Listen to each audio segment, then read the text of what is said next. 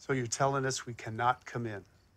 Well, with all due respect, technically the law says you cannot. What we're saying is you may not. I guess both are true. The law says you cannot because we say you may not. All right. Props on the can may both. Just keep the noise down to a minimum, okay? Yes, sir. Don't make us come back. You know what I mean? Yeah, of course. Good night. Night, officers. Night. Technically, the law says this here. Damn internet. Everybody's an attorney.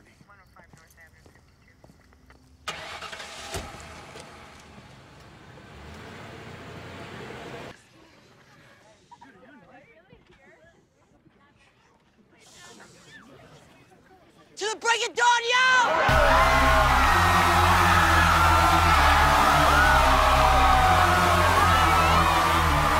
The teenage, out-of-control party while the parents are away movie has been around for a long time, and the newest entry to this genre for the social media, smartphone, obsessively self-documenting generation is Project X, which sadly has nothing to do with the 1987 Matthew Broderick film about chimp research, which is a shame since everyone likes chimps and there's very little to like about the new Project X. The premise is a familiar but classic one. A Pasadena high school senior named Thomas, played by Thomas Mann, decides to have a party because it's his birthday and his parents will be out of town. Thomas's loudmouth, dirty-talking New Yorker friend Costa, played by Oliver Cooper, agrees to organize the rager, convinced that it'll be their ticket to popularity and sex. Their pudgy, dopey pal JB, played by Jonathan Daniel Brown, is along for the ride, as well as Dax, played by Dax Flame, a quiet, somewhat mysterious black trenchcoat type who's enlisted to document the proceedings for posterity or something.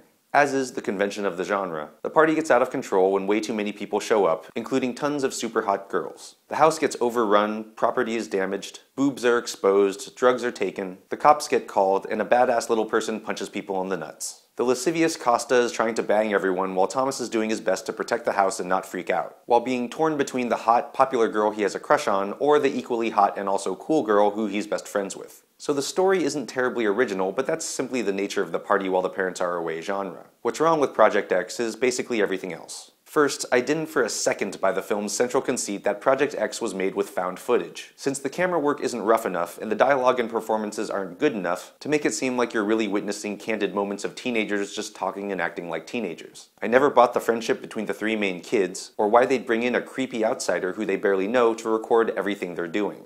The party doesn't look at all like a high school party, and more closely resembles a college spring break, a Vegas pool party, or maybe a commercial for a party lifestyle filled with hip model types. When things turned dangerous, I didn't feel like some drunken teenage party was worth anyone getting hurt, or a good reason to fight cops. And aside from a running joke about two tween-looking boys in charge of the party's security, I didn't find the movie to be very funny. But probably the most damning thing I can say about Project X is that you could very easily condense the entire movie into a music video, and maybe even a commercial, and not lose anything. That's because Project X, along with the lack of good jokes, has no heart. In a better crazy night, let's get laid movie like Superbad, it always returns to the friendship between the two main characters and their fears about going their separate ways after graduation. But with Project X, there's no emotional bond, or even a realistic friendship, between the three main kids. And other than wanting to get laid, their main motivation is popularity. Not as a means to an end, but as a goal worth achieving for its own sake.